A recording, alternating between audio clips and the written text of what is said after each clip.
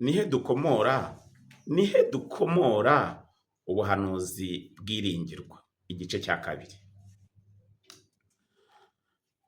Simoni Petero, imbata ya Yesu Kristo, ni intumwa ye cyangwa se intumwa ya Yesu, yaje kugaragaza ubuhanuzi bwiringirwa, isoko yabwo.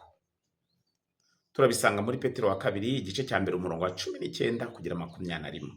Dusoma ngo: nyamara rero dufite ijambo ryahanuwe rirushaho gukomera, kandi muzaba mukoze neza nimuryitaho, kuko rimeze nk'itabaza rimurikira ahacuze umwijima, rigakesha ijoro, rikageza aho inyenyeri yo mu ruturuturu izabandurira mu mitima yacu.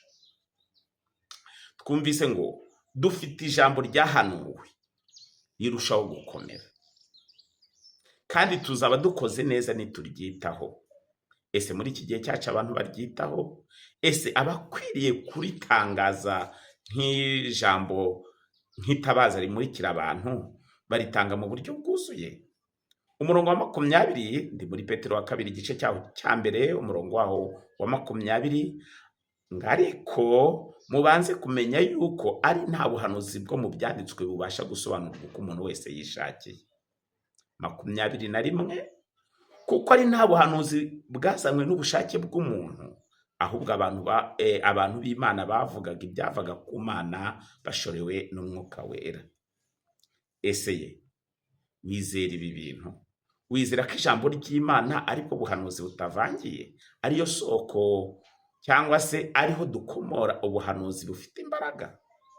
Reka tuze turebere hamwe bumwe mu buhanuzi bwavuzwe cyangwa se bwahanuwe n'Umwami Yesu Kristo, bukaza gusohora muri ibi bihe turimo. Muri Matayo, igice cyaho cya 24, umurongo wa 5, dusoma ngo: kuko benshi bazaza bita izina ryanjye bati ni njye Kristo, bazayobya benshi. Bimeze bite? Mbere kugira ngo dusuzume ubu buhanuzi, reka duterere amaso ku muburo intumwa Pawulo yagiriye abitorero ry'i Korinto. Turaza kumenya icyo Yesu yavuze abiyita izina rye abari bo, n'uburyo bitwara, n'uburyo twabasha kubavumbura. Mu Bakorinto ba kabiri, igice cya 11, umurongo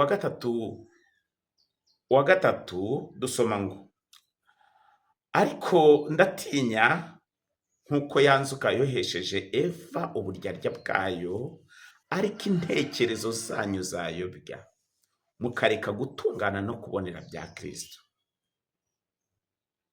Umurongo wa 14 na 15 ukomeza uti: kandi ibyo si igitangaza, kuko na Satani ubwe yihindura nka marayika w'umucyo.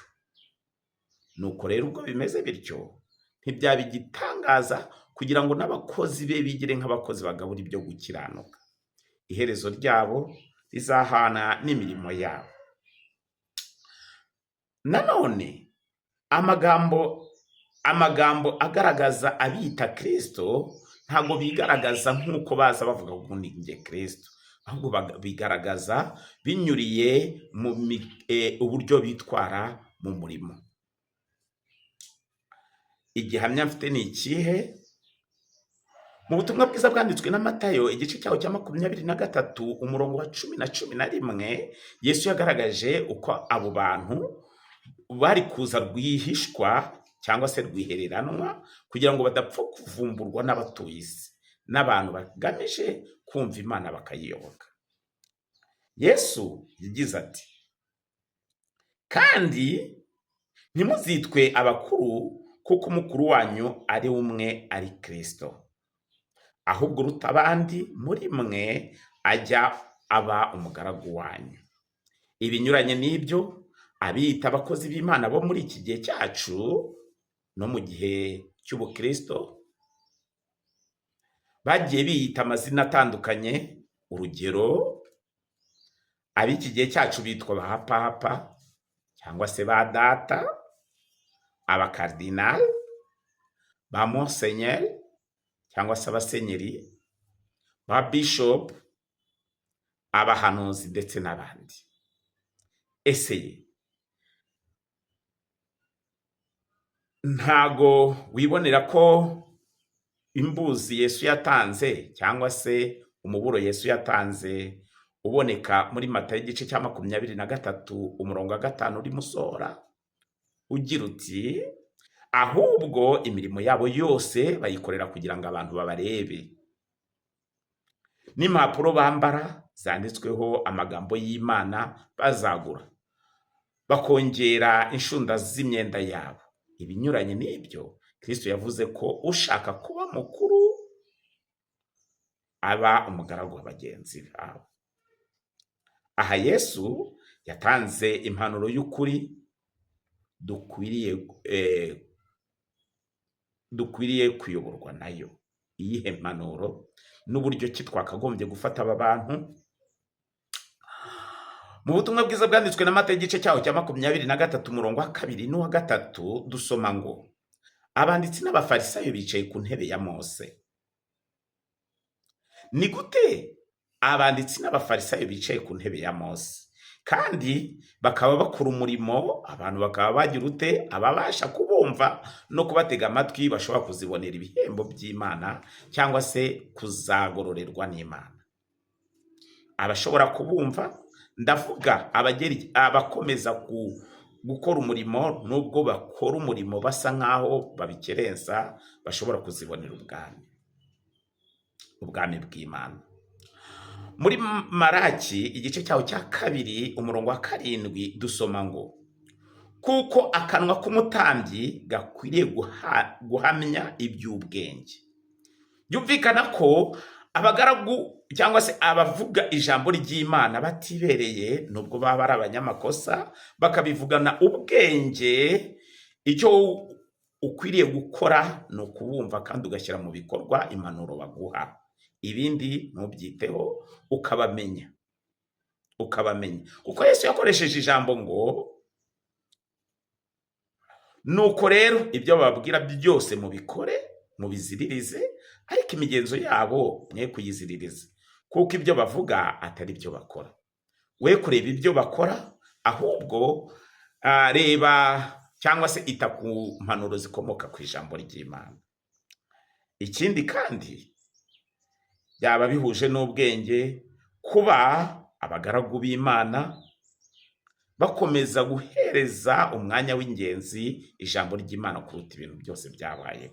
Kuki mvuze ntyo? Ubwoko bw'Imana cyangwa se abatambyi, abashumba bari bafite impanuro bahawe n'Uwiteka cyangwa se bahawe inshingano yo kubwiriza ijambo ry'Imana ababateza amatwi. Reka turebere hamwe amwe mu magambo aboneka muri Ezekiyeli umuhanuzi, ibice byaho bya 34 umurongo wa 1 kugera kwa 15. Dusoma ngo nuko ijambo ry'Uwiteka rinzaho riti mwana w'umuntu, hanurira ibyerekeye ku bungeri ba Isirayeli, uhanure ubabwire abo bungeri uti nimwumve uko Umwami Uwiteka avuga ngo abungeri ba Isirayeli bimenye ubwabo bazabona ishyano. Mbese abungeri ntibakwiriye kuragira intama, ariko mwebwe murya ibinure mukiyambika ubwoya, mubaga izibyibushye ariko ntabwo muragira intama. Izacitse intege ntimwazisindagije, kandi ntabwo mwavuye izari zirwaye, n'izavunitse ntimwazunze, izatatanijwe ntimwazigaruye, kandi ntimwashatse izazimiye, ahubwo mwazitegekesheje igitugu n'umwaga. Nuko ziratatana, kuko ari nta mwungeri ziba ibiryo by'inyamaswa zose zo mu gasozi, kuko zatatanijwe. Intama zanjye zarorongotaniye mu misozi yose no mu mpinga y'umusozi muremure yo wose. Ni ukuri intama zanjye zatataniye mu isi yose, kandi nta waruhije azishaka habe no kuzibaririza. Aya magambo ukomeje igice cya 34 cy'umuhanuzi Ezekiyeli, uraza kureba uburyo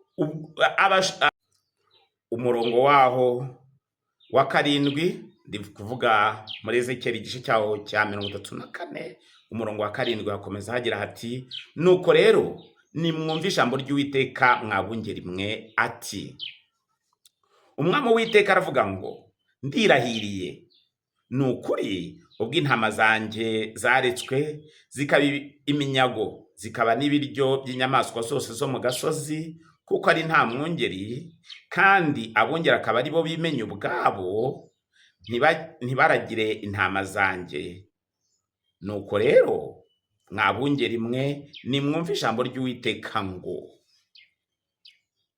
uku niko umwami w'Uwiteka avuga ati, dore nibasiriye abungeri, nzababaza intama zanjye, kandi nzababuza kuziragira, kandi abungeri ntabwo basongera kwimenya ubwabo. Nzakiza intama zanjye amenyo yabo, ze kubabera ibyo kurya. Umwami w'Uwiteka aravuga ati, dore njye ubwanjye ngiye kubaririza intama zanjye nzishake. Uko umwungeri ashaka umukumbi we mu gihe ari mu ntama ze zatataniye kure, niko nzashaka intama zanjye nzirokore nzikuye ahantu hose zatataniye mu munsi w'igikumba n'umwijima, kandi nzazizana nzikuye mu mahanga, nziteranirize hamwe, nzikuye mu gihugu nzazizana zigeze mu gihugu cyazo bwite, nziragire ku misozi ya Isirayeli iruhande rw'imigezi n'ahatuye hose ho mu gihugu. Nzazizana mu rwuri rwiza, kandi ikiraro cyazo kizaba mu mpinga z'imisozi ya Isirayeli, nibwo zizarara mu kiraro cyiza, zikarisha urwuri rwiza rwo ku misozi ya Isirayeli. Njye ubwanjye ni njye uziragirira intama zanjye, kandi nziruhure, niko umwami w'Uwiteka avuga. Ese wa muntu uvugira Imana we, yewe muntu wahawe inshingano yo kuragira umukumbi, ufata iya mbere ushishikarira kwigisha abantu ijambo ry'Imana kuruta kubashakamo indonke. Nimba ugira ngo hari ikindi kintu wenda nashaka kukuburira, wibuka amwe mu magambo Yesu yahamije ubwo yari rimwe n'abigishwa be, ababwira ibyagombaga kuranga abahanuzi b'ibinyoma. Yababwiye amagambo uri bubone mu butumwa bwiza bwanditswe na Matayo, igice cyaho cya 23, uhere ku murongo wa 1 usoze icyo gice. Uraza kumva impanuro zijyaniranye n'umurimo, icyo wakagombye kubukora nuko wakagombye kuba witwararika, kugira ngo ubashe gukomeza kugundira ibyasezeranijwe no gusohoza neza umurimo wawe. Nanone nagira ngo nkwibutse, nimba utibuka neza, nusoma muri Tito igice cyaho cya 1 umurongo waho wa 5, Pawulo yagira inama abakristo ababwira ngo icyatumye abasiga i Kirete ni ukugira ngo batunganye ibidatunganye, no gushyira abakuru b'itorero mu midugudu yose, ni ukuvuga abagabo batariho umugayo. Ariko se umurimo w'Imana kugenda utobwa mu rugero runaka, ninde witeguye kuzashyira ibintu mu buryo, cyangwa mutegereje Imana ko ariyo izabyishyirira mu buryo? Amagambo y'Imana. Mugire umunsi mwiza urangwa n'umurimo unoze ujyaniranyemo no kubaha Imana.